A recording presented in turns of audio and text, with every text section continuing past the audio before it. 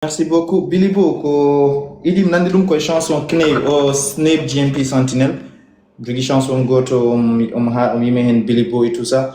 Mais anda origine histoire exactement, mais bar andi kam c'est une chanson mo gananda horma ko Jimmy Foot.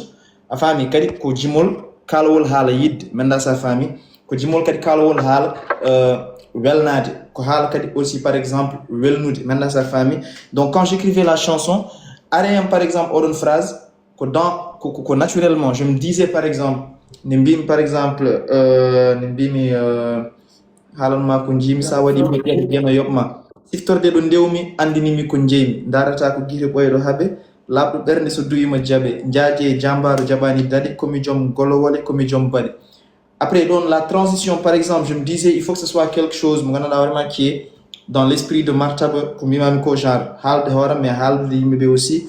Après ngatum non Billy Bo pour andini yimbe par exemple yidde ko kanyum woni la base de toute chose et wonde haala bel ko aussi ko kanyum wawar hukkude gilli wurdi nanda sa famille parce que arandi neddo no wonay ngurnam musdam mais taw par exemple jogi no haldirte jogi no wadindirte ran musiki wawra hebde makko un certain niveau surtout min par exemple étant artiste wala par exemple qu'importe la personne a jogi des obligations dans la vie a jogi gueɗe ɗe gandanɗa hoorema ɗum ka poɗɗo wadde ɗum te kadi a welnaka hen anda sa faami mais so tawi par exemple aɗa haaldire hen no fewiri eno weliri rek en ustanma ko heewi e tampere kadi en ɓeydanma motivation ɗum noon c'est pour appeler à la bienveillance en société comme par exemple yimɓe en pour wonde bienveillant l'un envers l'autre e ɗemgal taw wona juste par exemple e ni mais e ɗemgal par ce que ɗemgal ko kañum mofti foof a nelaɗo wiyatma par exemple ɓuuri yawde nanɗum neddo jeygol ko ɗemgal mum. Donc, ko kanyum yaltinat ko moƴƴi ko kanyum yaltinat ko boni.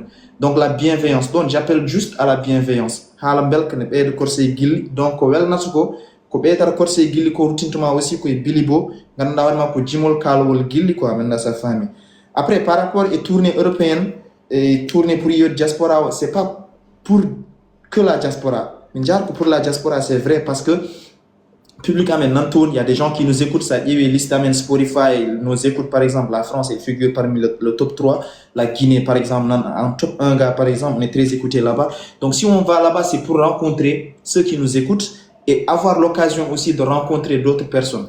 Nous, on est en étroite collaboration avec l'Institut français de Mauritanie et l'ambassade de France par exemple dans ces tournées parce que même Kébien par exemple, des relations avec l'Institut français de Paris par exemple, et qui essaie par exemple de nous soutenir, de faire en sorte que par exemple une certaine affaire on aura la chance de rencontrer des Français, des Italiens, d'autres gens pour pouvoir par exemple hollude des produits amen minen ko ɗomin mbaɗata ko ɗomin gummi ko ɗomin jiɗiyade après gom jom sen wawi wadde hen hunde waɗen hunde so wawi wadde hen hunde nice mais on aura quand même présenté notre produit. C'est comme jeeyawni quoi, produit man joguiɗa, tu essaies de le vendre, tu essaies de le mettre sur le marché. Après wona Mauritanien tan mbaɗanta aɗa waɗan aussi heddiɓe quoi jiiɗen hoore mum fof ne wawi addude hen sa pierre ne wawi aussi wallude mahde ɗum quoi.